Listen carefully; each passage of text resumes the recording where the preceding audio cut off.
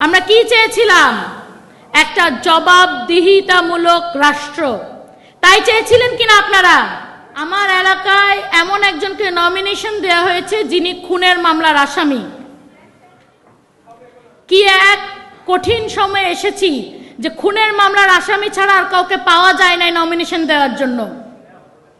এই দুর্ভাগা দেশই কি আমরা চেয়েছিলাম?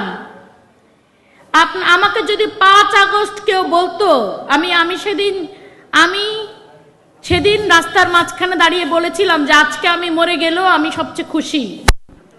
সেই 5 আগস্টে যদি আমাকে কেউ বলতো যে ঠিক 1.5 বছর পরে যে তুমি কান্না করবে এবং বলবে যে এত রক্তের বিনিময়ে, এত কষ্টের বিনিময়ে আমরা কি পেয়েছি, আমরা আবার শক্তি প্রদর্শন দেখছি, তলোয়ারের ঝনঝনানি দেখছি, পিস্তলের বুলেটের গতি দেখছি, রাজনৈতিক কারণে এবং ইলেকশন রিলেটেড কারণে প্রতিদিন খুন দেখছি, কিন্তু সেই খুনের কোনো জবাবদিহিতা দেখছি না। আমরা কি চেয়েছিলাম? একটা জবাবদিহিতামূলক রাষ্ট্র। তাই চেয়েছিলেন কিনা আপনারা?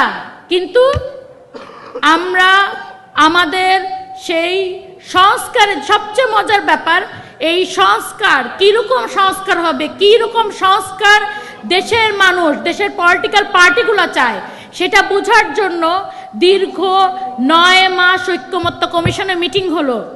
রাষ্ট্রীয় তহবিল তছরূপ করে, আমিও ছিলাম সেখানে, আমরা সবাই মিলে বসে ঠিক করলাম কেমন সংস্কার আমরা চাই। সেই কেমন সংস্কার চাইয়ের একটা যখন কাঠামো তৈরি হলো, সেই কাঠামো চলে গেল গণভোটে।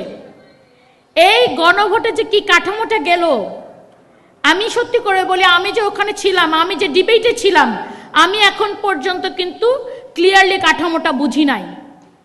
তা আপনি কিভাবে বুঝবেন?